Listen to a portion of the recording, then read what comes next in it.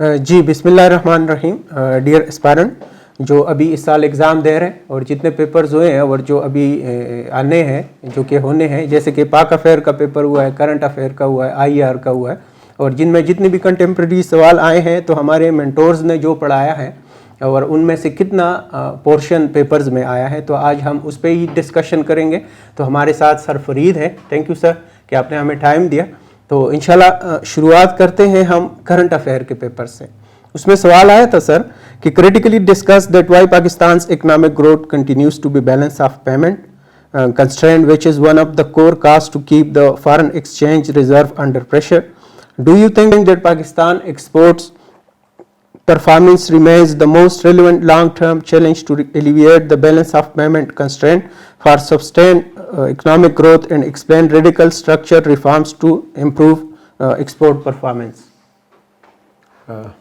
Thank you Naveed. پہلے اس question کو آنسر کرتا ہوں، پھر ہم نے کیا کیا پڑھایا، کیا کیا نہیں پڑھایا. وہ تو خیر ہمارے اسٹوڈنٹ ویسے بھی کمنٹ کرتے رہتے ہیں.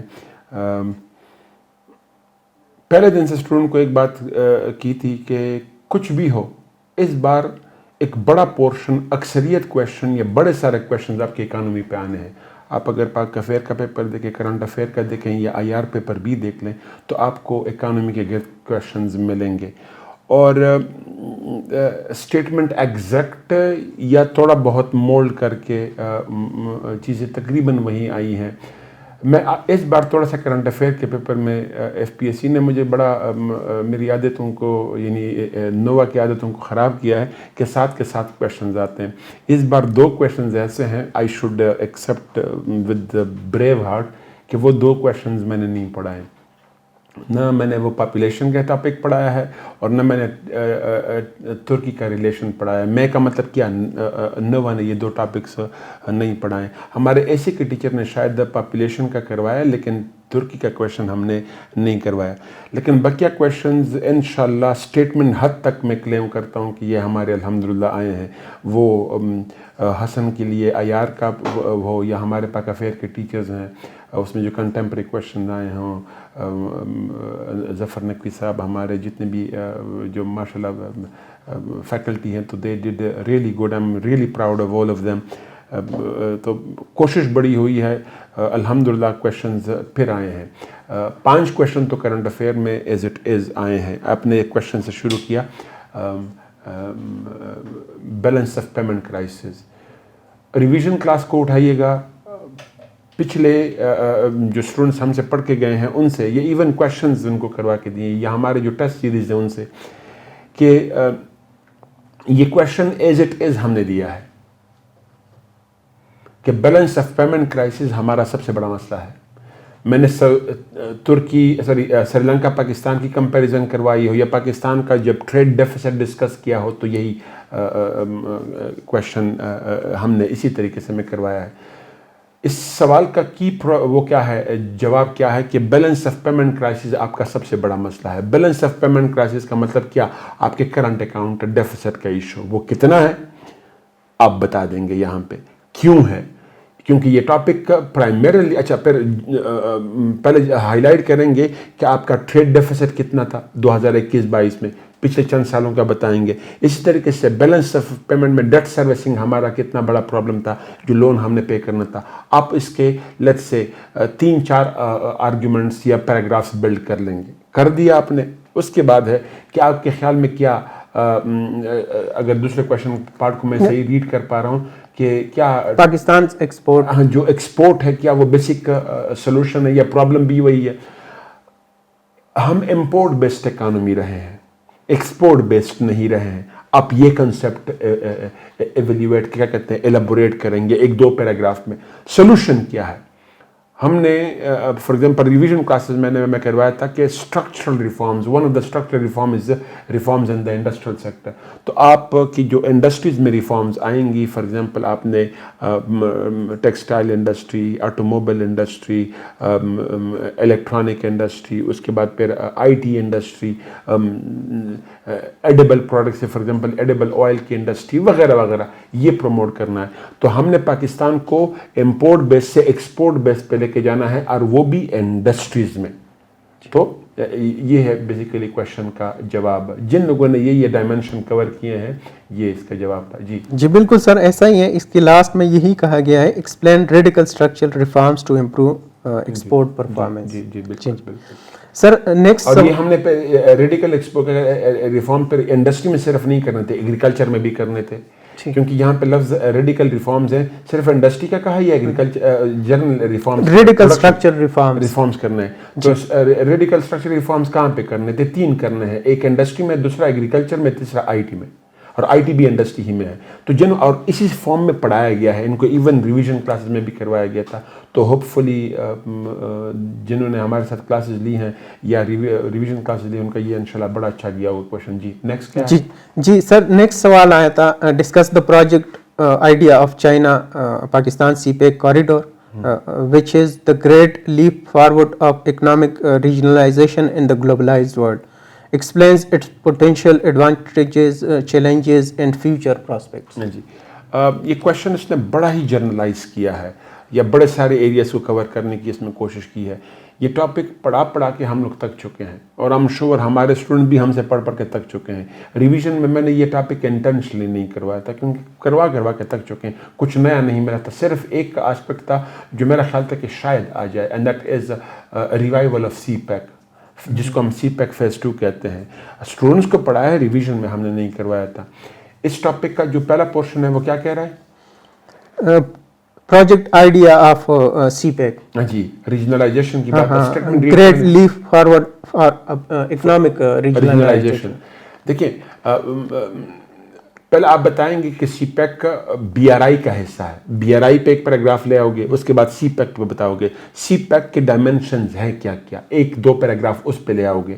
That is industry, energy, transport, agriculture, یہ 4 حصے آپ نے کر دیے. اب پھر آپ بات کریں گے ریجنلائزیشن کی. جب آپ ریجنلائزیشن کی بات کریں گے تو سب سے بڑا پوائنٹ آف ریجنلائزیشن کیا ہے؟ چائنا کی پالیسی ہے کلیکٹیو اکنامک گروتھ کی انڈر بی آر آئی. تو آپ وہ, اور اس کی شروعات کہاں سے ہونی ہے؟ سی پیک سے ہونی ہے. تو CPEC is the pilot project of that, جس میں پاکستان کی اکنامک گروتھ یعنی پورے ریجن کی, اسپیسیفکلی پاکستان کی اکنامک گروتھ پہ بات, ایک پیراگراف یا 2 اس پہ بلڈ ہو جائیں گے. اس کے بعد پھر آ جائیں گے آپ Pakistan becoming a transit corridor. جی Pakistan becoming a transit corridor, region آ جائے گا, پورا ریجن آپ اس میں لے آئیں گے. اس کے بعد پھر آپ اس میں لے آئیں گے دیٹ از کیا کہتے ہیں جو انڈسٹریلائزیشن ہے. انڈسٹریز میں پھر ہمارے ساتھ کون کون کس طریقے سے لنک ہو رہا ہے. چائنا کیا کہتے ہیں ریلوکیٹنگ آف اٹس انڈسٹریز کر رہا ہے, وہ پوائنٹ اس پہ لے آئیں گے. اسی طریقے سے پھر آپ اس میں لے آئیں گے کہ اس کے ساتھ پھر کیا کہتے ہیں جو نیبرنگ کنٹریز ہیں وہ کس طریقے سے ہمارے ساتھ لنکڈ ہوتی جائیں گی. The core answer is Pakistan economic activities کا سینٹر یا ایپی سینٹر بنے گا, جس کا سب سے بڑا ڈائمنشن ہے بیکمنگ اے ٹرانزٹ کوریڈور.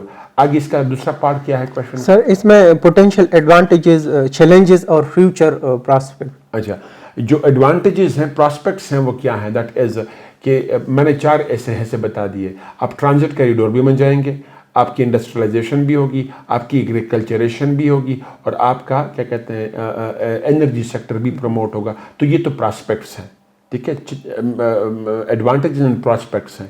اور پھر فیوچر یا چیلنجز ہمارے لیے اس کے لیے کیا ہیں؟ سب سے بڑا چیلنج کیا ہے؟ سیکیورٹی چیلنج, جو ہر بچے کو تقریباً پڑھایا ہوا ہے پچھلے سال سے لے کے یہ پڑھاتے رہے. سیکیورٹی چیلنجز ہیں, for example separatist elements in Balochistan, terrorist organisation like ISKP, TTP target کر رہے ہیں چائنیز کو, چائنیز انویسٹمنٹ کو, اور پھر developers of CPEC based projects کو آپ وہ بتائیں گے. اسی طریقے سے افغانستان یوز ہوتا رہا as a launching pad for terrorist attacks in Pakistan. If there is war in Afghanistan there can be پیس ان پاکستان. اسی طریقے سے بچوں کو پڑھایا گیا ہے.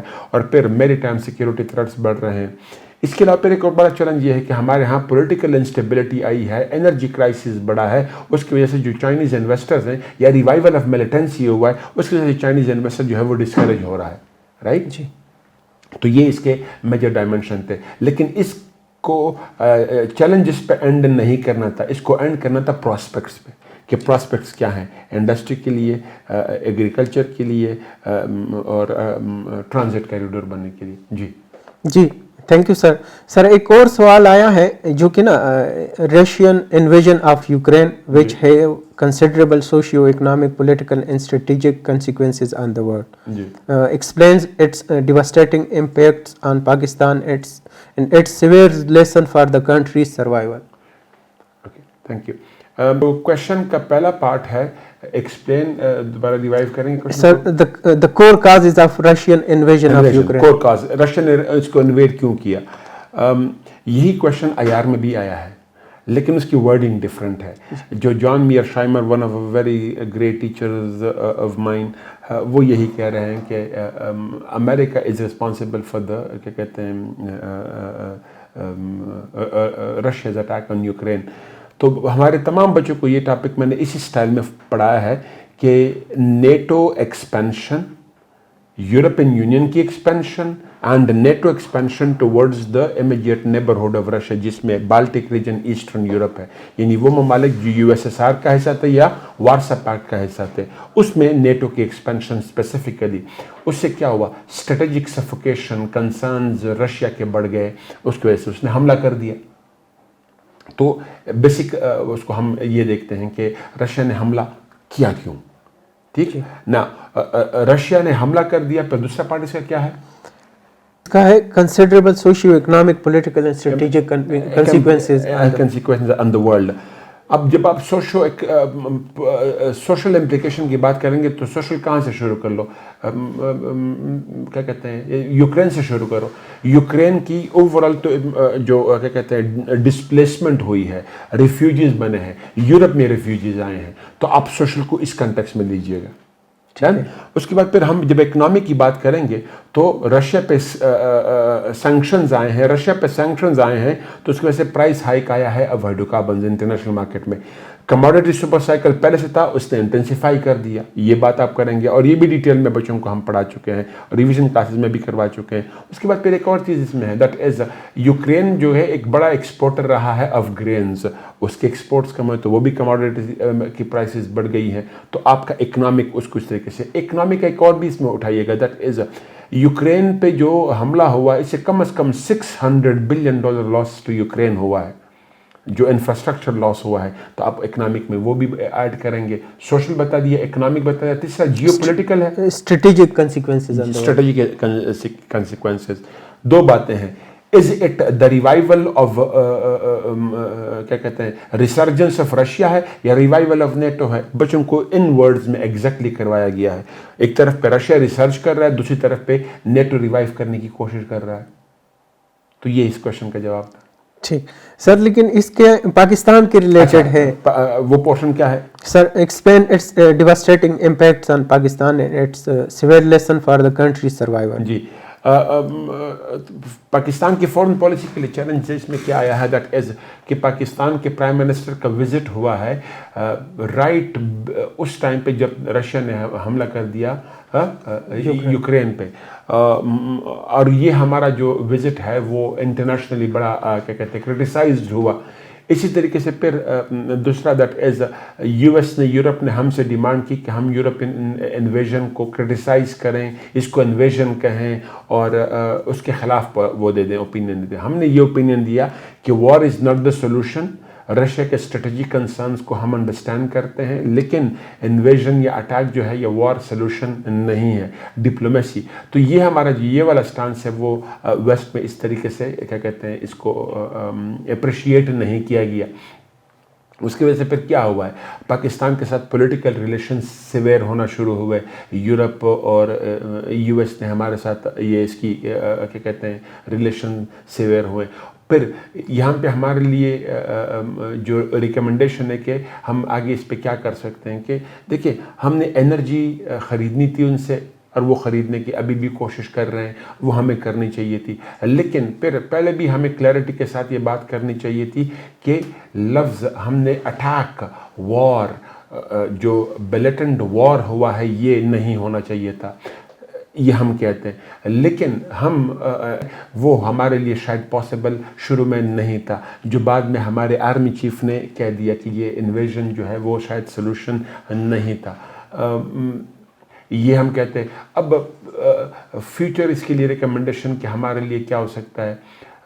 ہم انرجی خریدنے کی کوشش کر رہے تھے, اب بھی کر رہے ہیں, اور کیونکہ وہ چیپر الیکٹرسٹی کیا کہتے ہیں ہائیڈرو کاربن ہمیں دے گا اور ہمیں ڈالر ہمارا بچے گا, کیونکہ وہ کہتا ہے کہ ہم آپ کو یوان میں بیچنے کو تیار ہیں. تو ایک تو یہ. دوسری طرف پہ ہمارا جو فارن منسٹر ہے وہ یہ کہہ رہا ہے کہ ہمارے جو socio economic relations with Russia ہے اس کو یورپ کو اور یو ایس کو انڈرسٹینڈ کرنا ہوگا, ہمیں اکاموڈیٹ کرنا ہوگا کہ ہماری یہ ریکوائرمنٹ ہے. اس طریقے سے آپ یہ ریکمنڈیشن دیتے ہیں. جی تھینک یو سر. سر ایک اور سوال آیا ہے جو کہ ہے COP27 سے. دا UN کلائمیٹ سمٹ COP27 ان شرم الشیخ discuss پاکستان's catastrophic summer floods exacerbated by climate change and the country is facing imminent threat of epidemics and other multi-dimensional dangers. ایک اس کا یہ پارٹ ہے.